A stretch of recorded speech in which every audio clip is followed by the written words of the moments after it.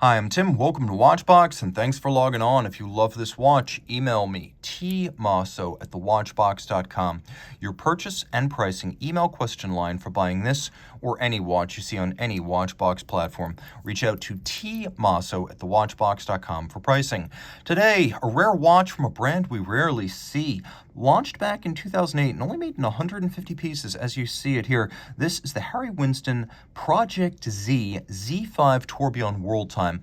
You can see Tourbillon Ville du Mont. It is a 24 time zone or 24 reference city world time with a secondary time display and a lovely 1-minute tourbillon, all in a case that is 45.5 millimeters in diameter in a aluminum zirconium alloy known as zalium that was originally created by one of the Harry Winston family members. So let's talk about the basics. 45.5 millimeters in diameter, 15 millimeters thick, and although the lugs are hinged, if you compress them maximally, the minimal distance across the wrist is 53 millimeters, so it's a big watch. Now, zalium is an alloy of zirconium and aluminum, so it is both very light and quite scratch resistant, far more so than steel, and it goes without saying it is also lighter than steel.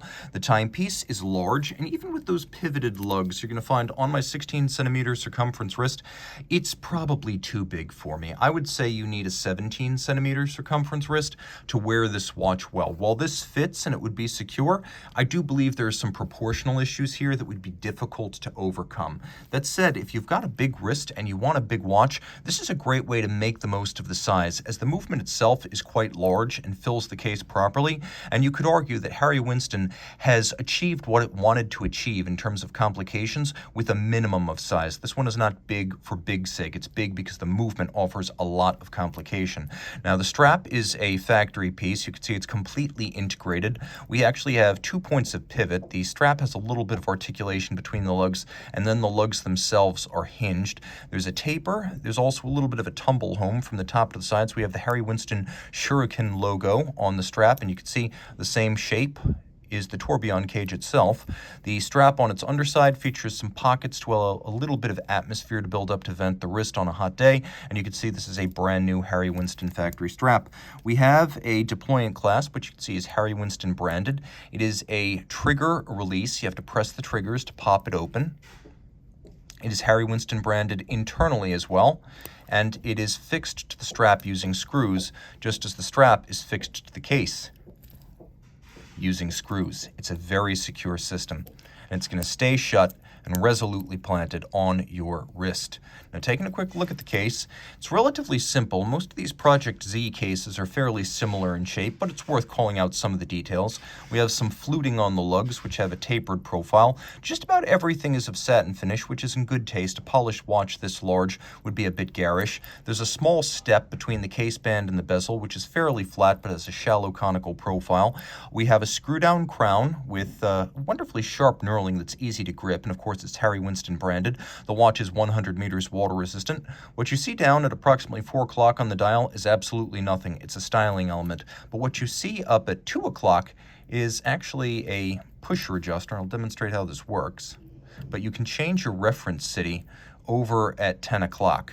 So I'm changing my reference city using that pusher, and then using the pusher adjacent to the second time zone, I can actually change the indicated time, which also toggles the reference city. Now, if you look carefully, you can see that there's a day-night indicator that pivots underneath the hour hand. So while the hour hand moves in 12-hour circuits, you have that AM/PM indicator, so this dial can display both day and night. And there are 24 reference time zones, so if you toggle 24 times, you will come back to your start. So 24 principal time zones of the world and 25 reference cities with a secondary time dial that reads both AM and PM and operates completely independent from the primary dial. We'll do a quick lume shot because the watch has an entertaining amount of luminescence. You can see not only are both time displays luminescent, but in a fabulous and fatuous fashion, so is the Harry Winston logo up at 12 o'clock. Jumping back, you can see that a lot of the fun of the finishing on this watch is on the dial side. The cap that overlaps the tourbillon is entirely mirror finished. This is black polish on steel finished with a diamond paste, and it is superb. It's beveled along its edge, and you can see it comes to sharp points on both sides. The bridge for the tourbillon itself features beveling on its edge and black polish across its top. It is a shuriken shape, of course, because that is a symbol of Harry Winston watchmaking. Max Bucer was not still at Harry Winston in 2008 when this came out, but he oversaw the project that created this Z series, and the watch features legacies from his time and the collaborations he inspired, as he brought Peter Speake-Marin in early on, and Peter Speake-Marin designed this particular tourbillon design for Harry Winston in earlier Z series watch. So there is some of the legacy of Max Bucer here, but very much Peter Speake-Marin as he designed this tourbillon. Now you can also see that we have Côte de Genève with a nickel anthracite coating on the plate that underpins the two time zones. We also have a rather intricate set of hour tracks for the two separate registers, and if you look carefully you can see on their edges these have been beveled, so they are finely finished in their own right. They're appliqué on top of the Côte de Genève. And then we have a satin finished metallic track inboard of the numerals.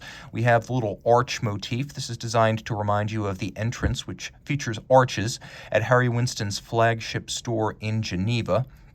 And then we have black polished screws with chamfered slots in circumference, but on the same dial with the tourbillon carriage, we also have fired blued screws. Now the movement is automatic winding, and as you can see, it is quite large. It too features those sharp outward points where bevels meet. It too features a combination of black polish and nickel anthracite coating on Côte de Genève. Now this automatic winding movement, in addition to being handsomely hand finished, has a 110-hour power reserve. It pivots on 34 joules. It beats away at 8 beats per second. It has a 1-minute tourbillon, and you can see the tourbillon's lower bridge is also black polished. We have engine turning on the base plate, Côte de Genève above that, both black polished and blued screws. We have satination on the wheels as well as the center of the winding rotor and the winding rotor body. There's an engraving on the edge of the rotor itself, and ceramic rotor bearings are used for low maintenance and high efficiency. You can see this watch is number 64 of 150. There was also a light Côte de Genève, non-nickel anthracite coated version of this watch. I don't find it as visually dramatic as the one you see here. This watch is the full package, an ultra haute de gamme timepiece with the legacy of Harry Winston, Max Bucer, Peter Speake-Marin, a genuinely useful complication and a genuinely romantic refinement in the tourbillon. Reach out to Team Mosso at thewatchbox.com for purchase and pricing details.